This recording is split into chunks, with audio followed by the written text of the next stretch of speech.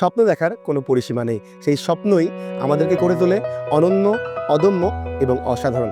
আমার সাথে সেই স্বপ্নজয়ী এক মেধাবী শিক্ষার্থী, মেধাবী মুখ, যে এবার 2024-25 ঢাকা বিশ্ববিদ্যালয়ের ভর্তি পরীক্ষায় 182তম স্থান অধিকার করেছে। আমার সাথে আছে রাইসা সুমাইয়া ফাজল। রাইসা সুমাইয়া ফাজল, তুমি কেমন আছো? আলহামদুলিল্লাহ ভালো আছি। আমাদের পক্ষ থেকে তোমাকে আন্তরিক অভিনন্দন ঢাকা বিশ্ববিদ্যালয়ে 182তম স্থান অধিকার করার জন্য। Thank you so much.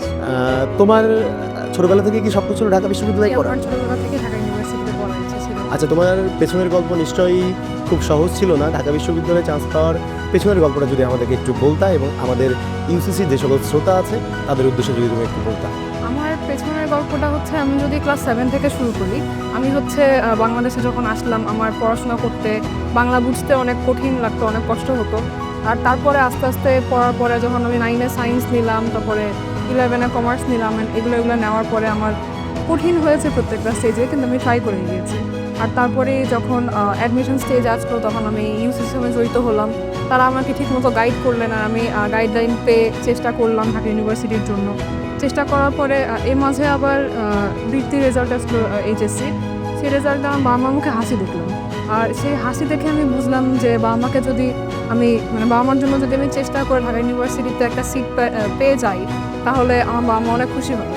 আর তারপরে আমি আরও চেষ্টা করলাম, ইউনিভার্সিটির সাহায্য পেলাম। হওয়ার পরে আমি আলহামদুলিল্লাহ চান্স পেয়ে গেছি। তোমার গল্প শুনে আমার একটা জিনিস মনে হয়েছে যে তোমার মধ্যে যে অদম্য ইচ্ছে এবং হার না মানার দৃঢ় সংকল্প তোমাকে এখানে আসতে সাহায্য করেছে।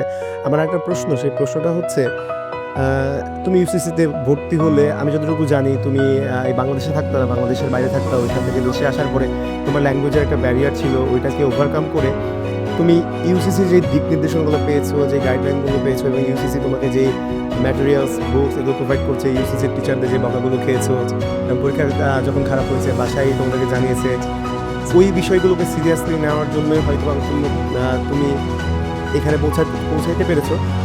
তুমি কি মনে করো এই গাইডলাইন বা এই দিক নির্দেশনা তোমার কতটুকু সাহায্য করছে তোমার এই জার্নিতে? এই দিক নির্দেশনাগুলো আমাকে অনেক সাহায্য করেছে।